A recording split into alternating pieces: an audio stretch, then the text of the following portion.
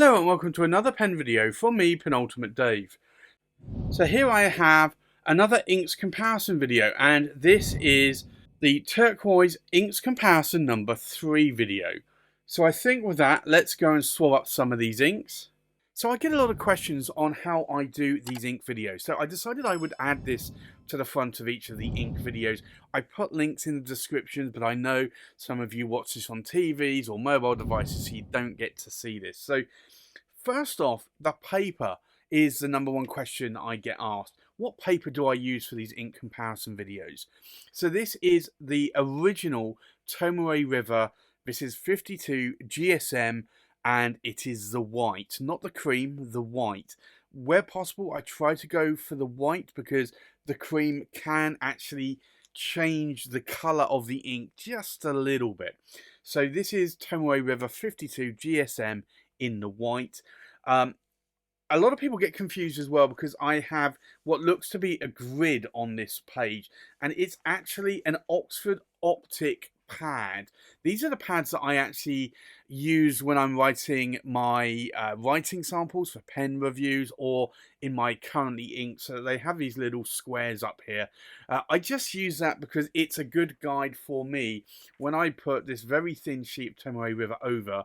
I can actually see squares, so it helps me write a little bit sort of straight on the page. Not always, but sometimes it does. The other thing that I also have is I have a bottle of water, plain water, and I dip my nib in here. So for consistency, I use the same fountain pen, or I guess it's not a fountain pen, it's using a fountain pen nib though.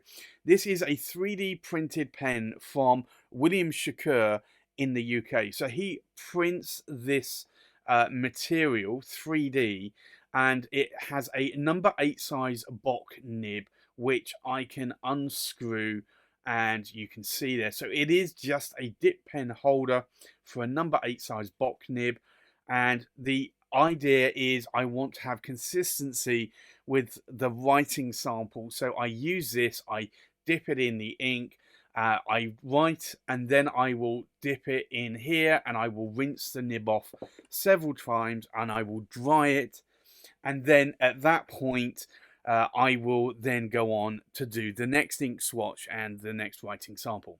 So there you have it. That's how I do my ink swatches. So I just wanted to show you that here. Now on to the ink comparison video.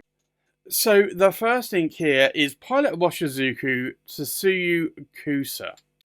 So we'll do an ink swatch here, and this is a turquoise coloured ink, and I'll show you this in a little bit because as it gets drier it does become a little bit more turquoisey in colour. Now we're going to do a second pass over the top half to show the difference between what essentially is a wet and a dry writing nib, or a broad and a narrow writing nib. So this is Pilot Iroshizuku, and it is Tsuyu-Kusa.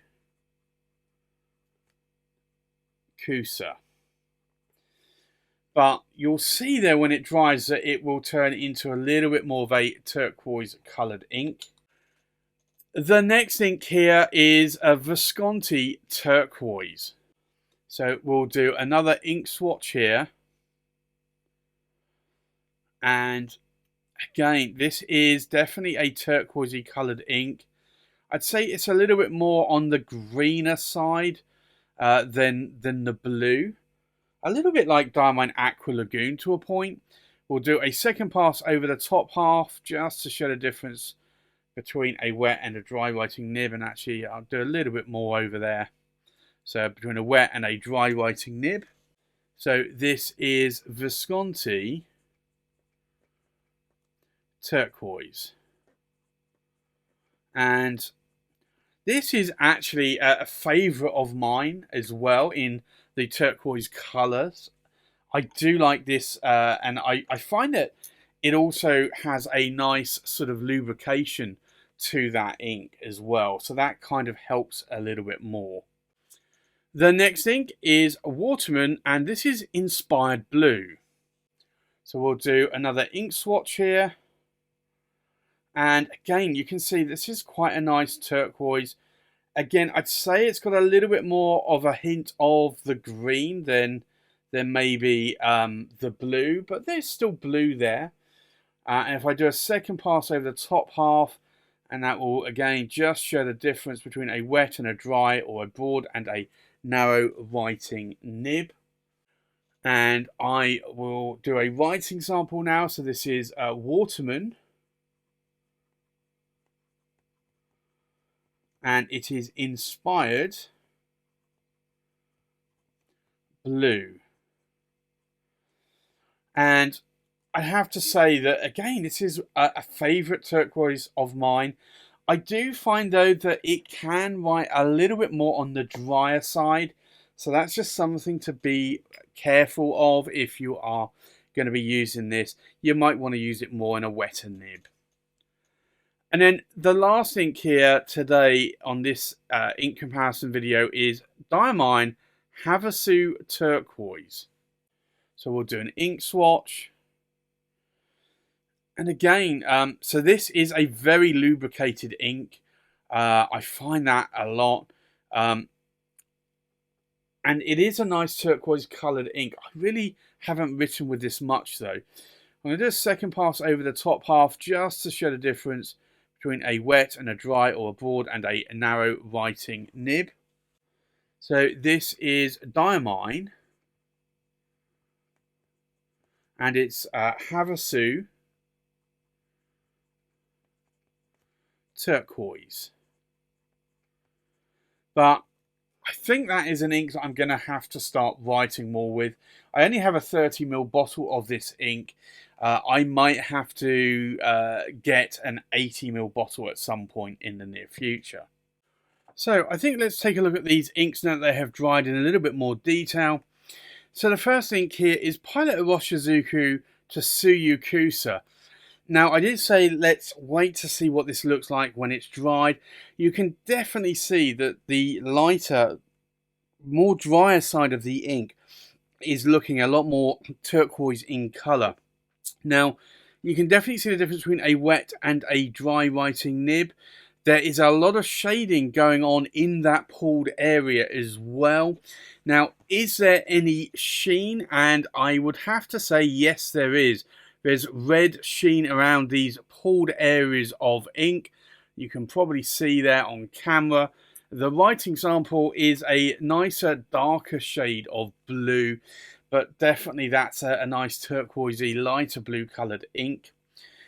The next ink here is Visconti Turquoise, and I'd have to say that this is more on the greener side of a turquoise.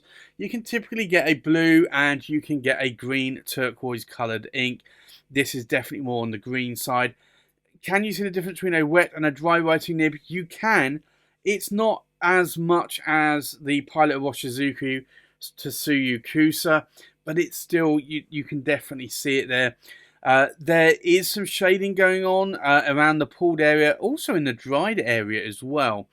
It's a little bit more muted, I would say, in the wetter area. Is there any sheen to this? Let's take a look. Yes, there is. Again, red sheen around the edges of that pulled area.